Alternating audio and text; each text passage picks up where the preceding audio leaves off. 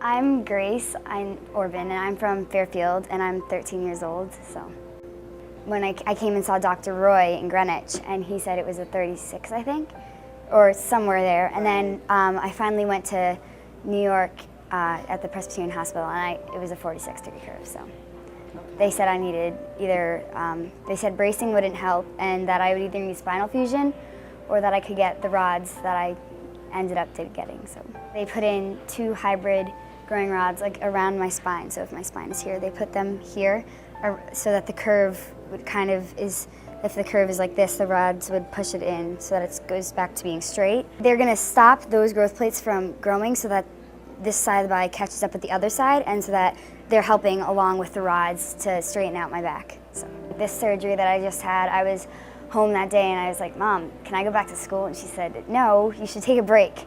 But when I woke up, I said, did I really just have surgery? I had no idea. My first surgery was 6 weeks until I could play sports again, and I was back to school within 10 days, I think. So, yeah. That's amazing. Yeah, Dr. Vitale is great. I love him. Mm-hmm. And Dr. Roye, I wouldn't be there without Dr. Roye also, so. Hi, I'm Paul Seifried. I have a wife, Melissa Seifried, and the 2 of us have a wonderful son, Douglas Seifried. And Doug has been a patient of Dr. Roye's for many years. Doug was about a year old, I would say, when he first saw Dr. Roye. Doug's issues were more neurological issues. And through that, along with the urological problems, his urologist mentioned that he needs to see an orthopedist, and he suggested Dr. Roye was the right guy. And he said, boy, you're gonna, first of all, you're gonna spend a lot of time with Dr. Roye, so you better learn to like this guy.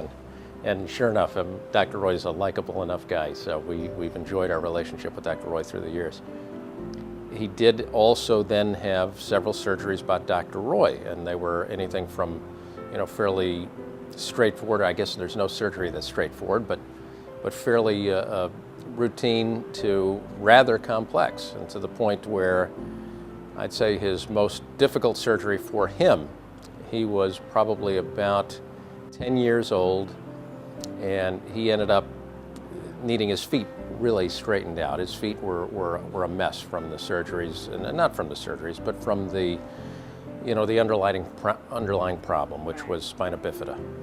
And the feet were quite deformed, and so Dr. Roye basically, as we like to joke, Dr. Roye essentially removed his feet, chopped them up, made them look like good feet, reattached them, and boy, they were beautiful feet and very functional feet.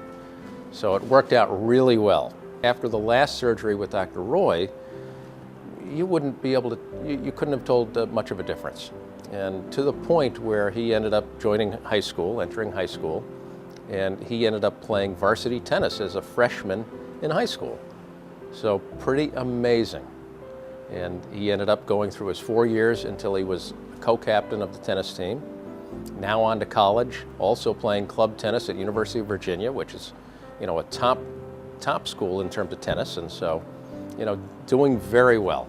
Dr. Roye and his crew really made a tremendous difference. And I would have to say that probably from a functionality standpoint, that's what made the difference in Doug's life. Doug would not be the kid that he is today, as high functioning as he is, without the work that Dr. Roye and team did.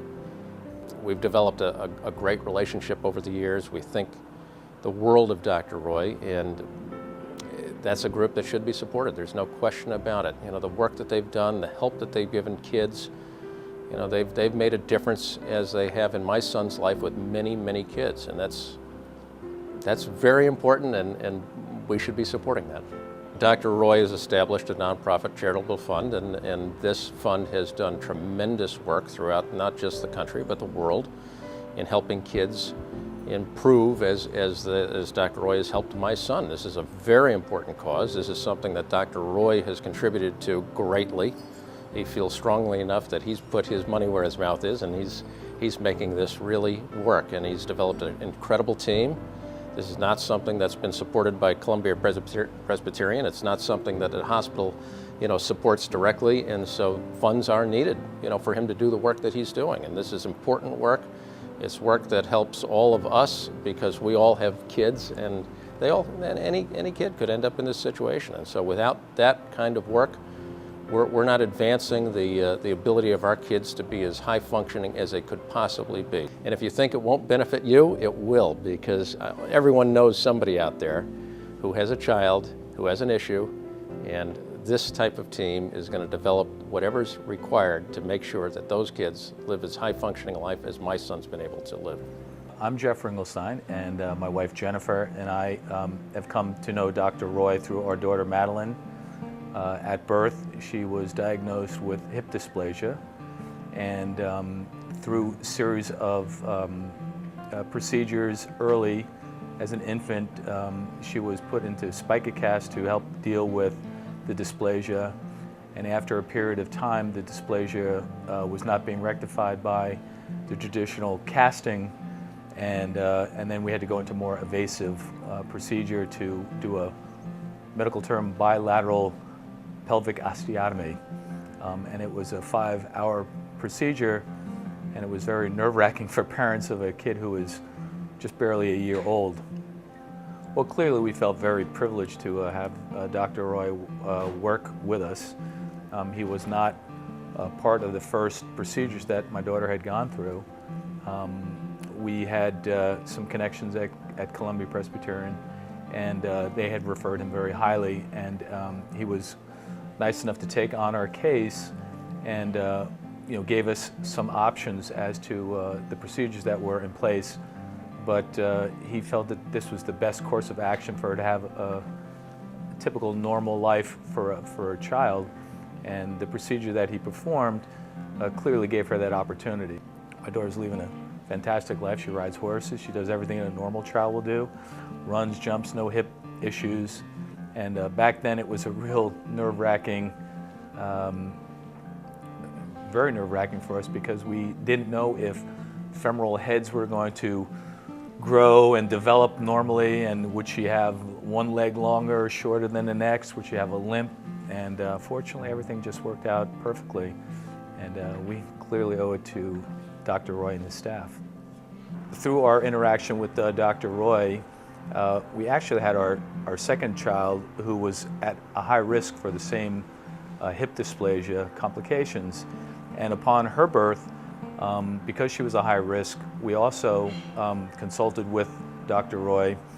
And the guy's just truly amazing, because even when his schedule was completely full at the hospital, he volunteered to have us visit him at his house.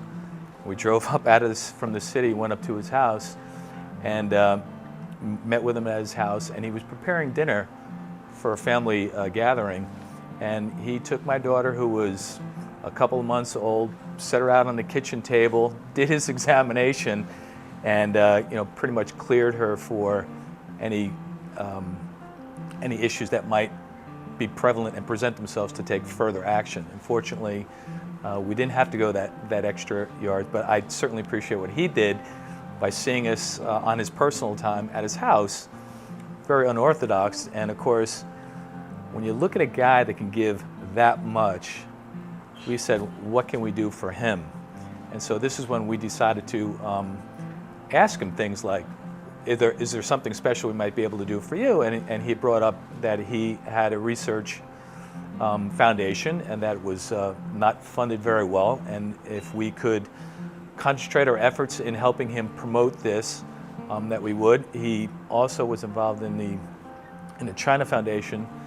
It wasn't clear perfectly as what all the good causes were, but I know that he would go to China on a yearly basis and work with disadvantaged children that had different orthopedic issues that they wouldn't normally get care.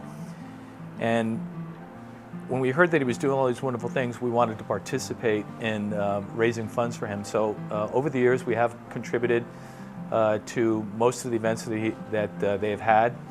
I think that in listening to his explanations of where this money is being going to, it's certainly a noble cause. The hospital really doesn't fund much of these research foundations, and it's clearly come from people like us who want to make a difference with the doctors and what they have to offer to our children. And let their legacy continue, because I was fortunate to have a fixable baby, and I'm sure it was through somebody's research dollars that paid for that, and I can't tell you how grateful I am to be able to be the beneficiary of the type of procedures that were done with my daughter, again, to give us a quality of life that is as best as we could expect, especially when you look at a child that has so many things that could go wrong at such an early part in their life.